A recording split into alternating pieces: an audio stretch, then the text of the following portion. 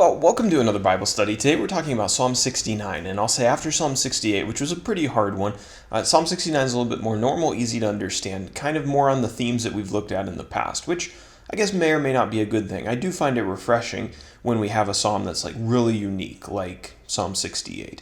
Psalm 69, though, we'll talk about it's very similar in a lot of ways to some of David's other stuff. Psalm 69, as I kind of just gave away, it was written by David.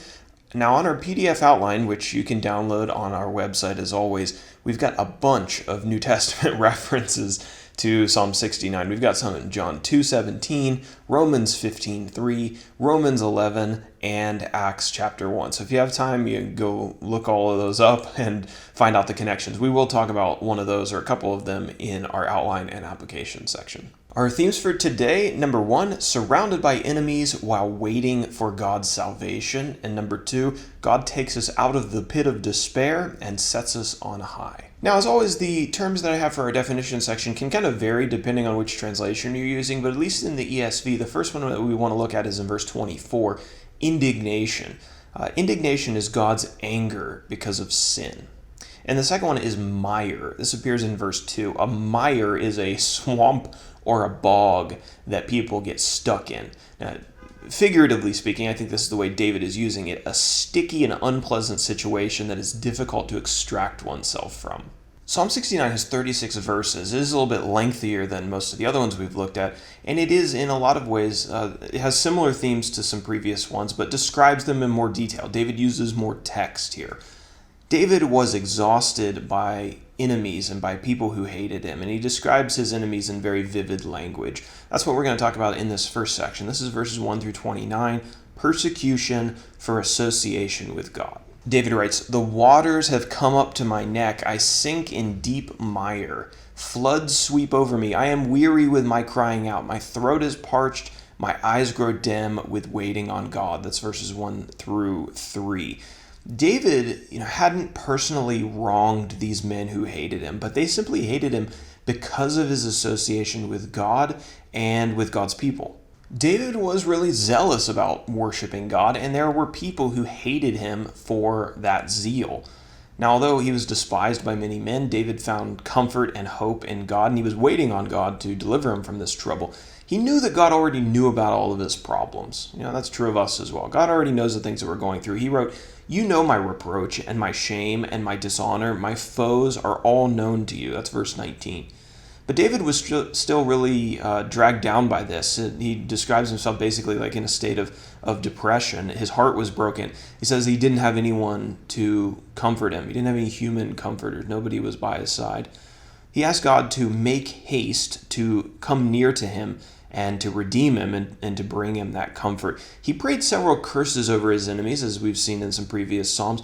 He asked God to darken their eyes, to snare them, to blot them out of the book of life, or the book of the living, and for God to pour out his indignation on them. He asked the Lord to lift him out of the mire that he was stuck in, out of his troubles, and to set him on high. If you've been with us for the previous studies where David talks about his troubles, how does he always end these Psalms? He always ends them with an expression of confidence in the Lord, and that's exactly how this one ends as well. Verses 30 through 36, the end of the chapter. David concludes this psalm expressing his confidence that God was going to come through to help him, and that God was also going to help others who were struggling in similar situations. He wrote, quote, "I will praise the name of God with a song. I will magnify him with thanksgiving. For the Lord hears the needy and does not despise his own people who are prisoners." So he knew he wasn't forgotten by God. David called on every living creature in all places, in the sea, on the land, and in the sky, to praise God for his salvation.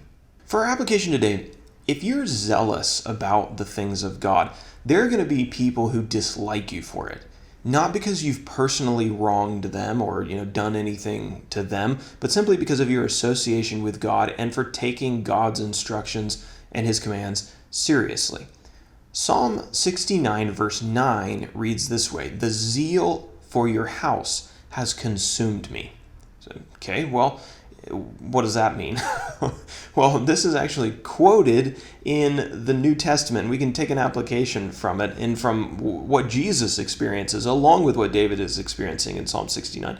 The verse is quoted in John 2, verse 17, and I'll read that verse for you. Quote, "And he," talking about Jesus, "told those who sold the pigeons, quote, 'Take these things away and do not make my Father's house a house of trade.' His disciples remembered that it was written, 'Zeal for your house will consume me.'" If you don't know the history that's documented in John 2, Jesus was super mad at these people who were selling animals and taking advantage of people in the temple in Jerusalem. These people were just trying to come and worship God the way that the law instructed, and these people were ripping them off. They were basically turning God's house into a way for them to make profit. And Jesus was so mad that he made a whip. He flipped over the tables of these people and he drove them out of the temple grounds. Jesus was zealous for God's honor. He was filled up with that zeal, and that's why he acted the way that he did. That event in John 2 made Jesus some enemies.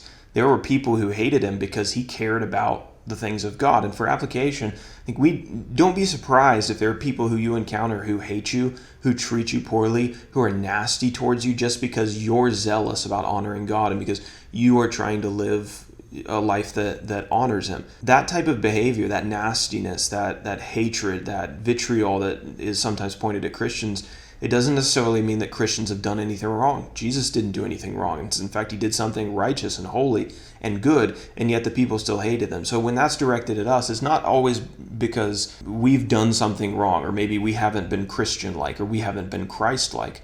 Maybe because we have been Christ-like, and now we're receiving the same treatment that our Master received. There are people who just plain out hate God, hate God's instructions. They hate the idea of submitting to him. Paul talks about these people in Romans chapter 1, verse 30, haters of God. And they will hate you for being associated with him. But just know you are in good company if you receive that treatment. You're in the company of David, in the company of Jesus.